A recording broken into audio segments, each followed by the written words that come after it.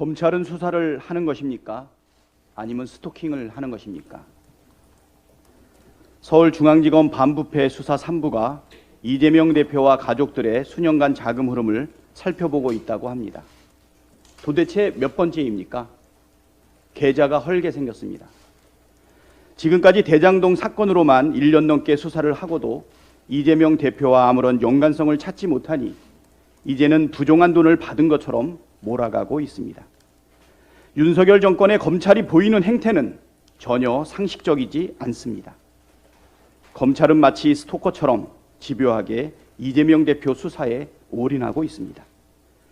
대선 이후 지금까지 야당 대표 관련한 압수수색은 무려 235건입니다.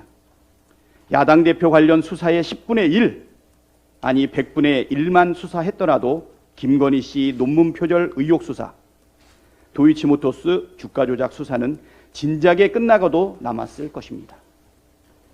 검찰이 대장동 수사의 핵심인 50억 클럽에 대해서 이렇게 열심히 집요하게 압수수색하고 수사했다는 얘기는 들어본 바가 없습니다.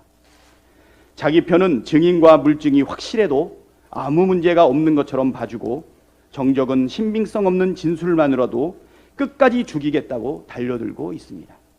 검찰은 야당 대표 스토킹이 아니라 논문 표절 의혹, 주가 조작 수사, 50억 클럽 수사에 전념하기를 바랍니다.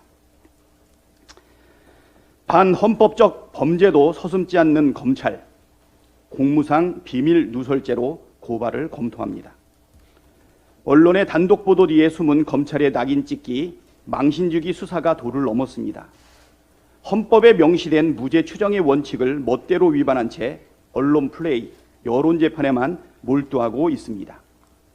김용 민주연구원 부원장이 긴급 체포된 10월 19일 이후 11월 23일까지 이재명 대표와 그의 주변 인사들을 겨냥한 이른바 검찰발 단독 보도가 무려 144건이 쏟아졌습니다. 얼마 전에 85건이라고 얘기했는데 이렇게 많이 늘어났습니다. 하나같이 검찰이 수사 중인 사안을 언론에 흘리지 않았다면 보도할 수 없는 내용들입니다. 검찰 독재 정치 탄압 대책위원회는 앞서 검찰의 반복되는 피의사실 공표를 규탄했고, 당 법률위원회는 지난 11일 공수처의 관련 검사들을 피의사실 공표 혐의로 고발했습니다.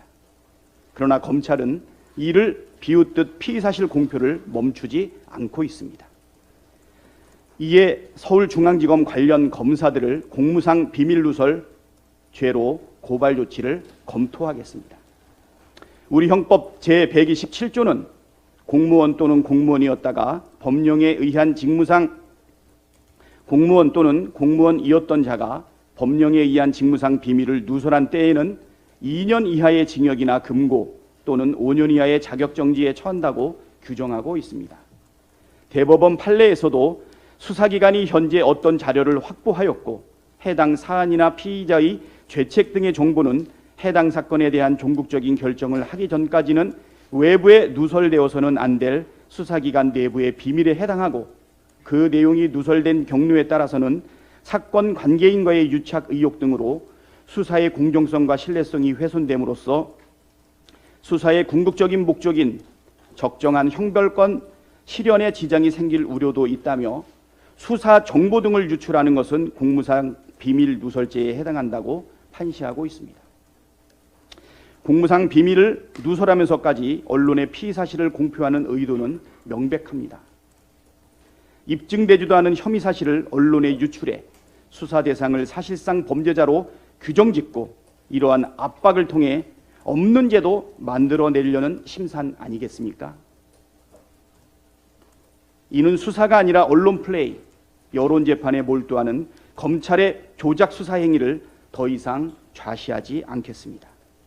고발 조치를 포함한 모든 수단을 강구해 강력 대응하겠습니다.